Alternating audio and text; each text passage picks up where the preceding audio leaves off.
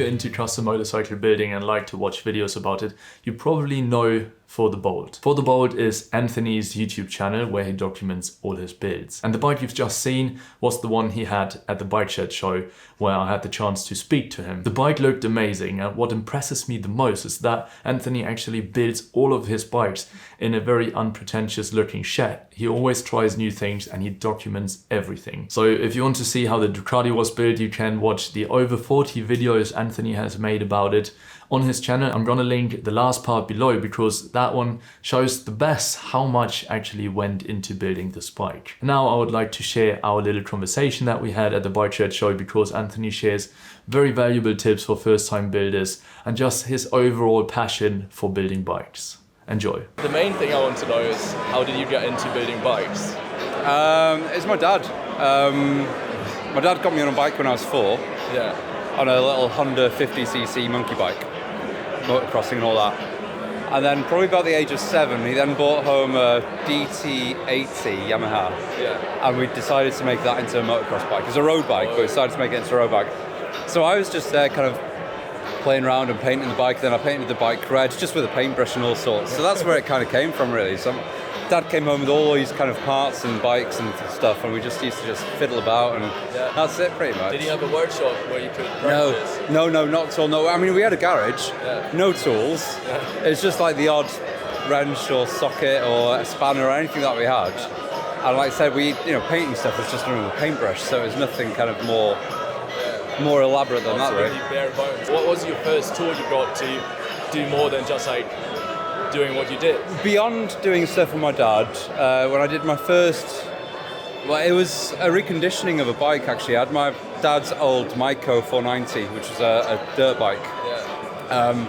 And that had been standing for 15 years. So anyway, stripped all that back, put it back together, so it's just a restoration. So again, that was nothing quite complex. It was just, spanners and whatnot. And the first proper bike was then the GS 550, the blue one that I had, which started off grey. And that was starting to take an angle grinder to the frame. So it's getting a bit more adventurous and starting to cut things out and all sorts. And kind of, starting off with the belief that the bike was already a piece of junk. So I wasn't going to do anything worse. It was going to make any more damage. So it's just that and then fiddling about. Yeah, that's a good approach. I think so, yeah. If you're going to take a brand new bike and then kind of fiddle with it, you might be making it, worse and, something that you won't be able to ride. So if you've got a piece of junk to begin with, then it just makes things a lot easier. What would be your one advice to your first time builder? Take your time. Yeah. Don't strip the bike. Keep it one piece. Because that's something else I've even done it myself, is you strip the bike, first of all, that's the first thing you want to do is just get it into pieces. Yeah. And you see so many people getting to that stage and then it becomes overwhelming. So my first advice would be take your time, do things bit by bit to your level, start changing the levers, start changing the exhaust, small things, and build your way up from that. And then when you're more confident, then strip it down. Yeah, nice. How many bikes have you built until now? I've had 3 bikes in the Bike Shed so far, so this is my 3rd year. Oh, okay. All of them here, but you've built other bikes before, I guess? Oh gosh, yes. So there's three bikes in total here. I've probably built 7 bikes, I would have thought. Have I? Yeah. So I think there's 8 in the garage at the moment, and there's 4 being worked on. So you've kept them all? All bar 2. Okay. Yeah, so one I built for my friend. That was the one previously, that was the CB750, the one with the Warrior inside. And the other bike was the one we did for the Prostate Cancer Foundation in Florida. So I flew over there. And obviously that was then gifted to a winner. So that's the only 2 bikes I've not kept. But the rest are... Are you riding them? Not as much as I want to, because the thing is, I love riding and I've got my commuter bike. I've got the Royal Enfield that I go back and forth to work on. But for me, it's more about the building than the riding, and I just don't get time to ride it more than anything, apart from the commute. So you're not doing this full time? No. Oh, I thought you were. No. So you're not doing this full time, all right? No, a full-time job, graphic designer by trade. I'm a creative director of an agency up in Manchester, so that's my full-time job. And then the time I get to work on these is like 10 o'clock at night, between 10 and 1 in the morning. Lock myself in the garage, making YouTube videos, editing. just lock myself in the garage, cup of tea, music on. Cool. That's it, till 1. How did you start with YouTube? What was like the initiator for that? That was that very first resto that I did, that Moto.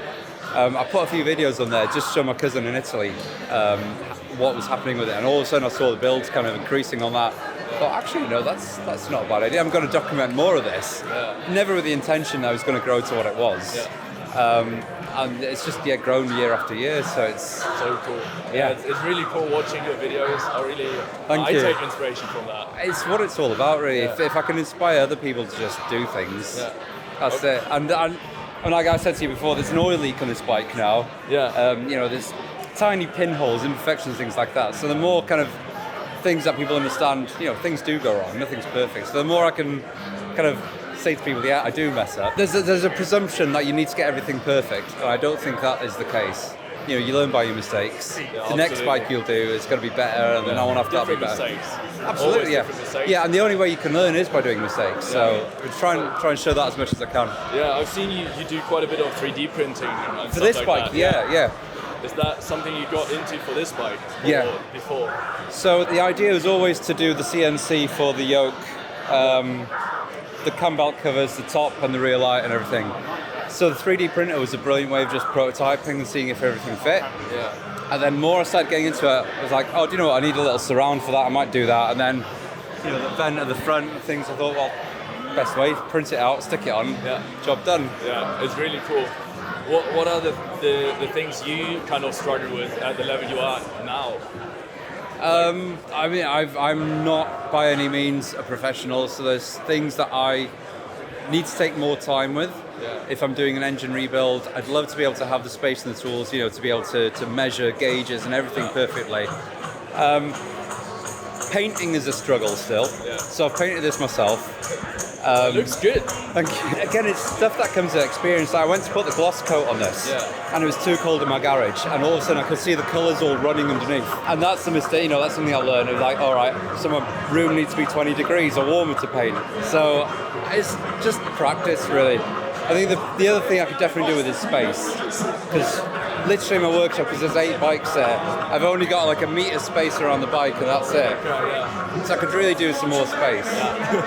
Space and time. Yeah, I guess that's really it. Amazing. Thank you. Well, that's really, really cool. Honestly, anything I can do to help, just let me know. Thank you very much. You're very welcome. That was a pleasure. Thank you. Definitely make sure that you check out Anthony's YouTube channel for the Bolt. And if you are yourself a custom bike builder or you have built one in the past, I would love to hear your build story. If you want to chat about the bikes, just leave a comment down below and we'll figure out how we can jump on a quick Zoom call. And if you enjoyed this conversation, you'll definitely also enjoy the one I had with Jish at the Bike Chat show, another fellow YouTube custom bike builder.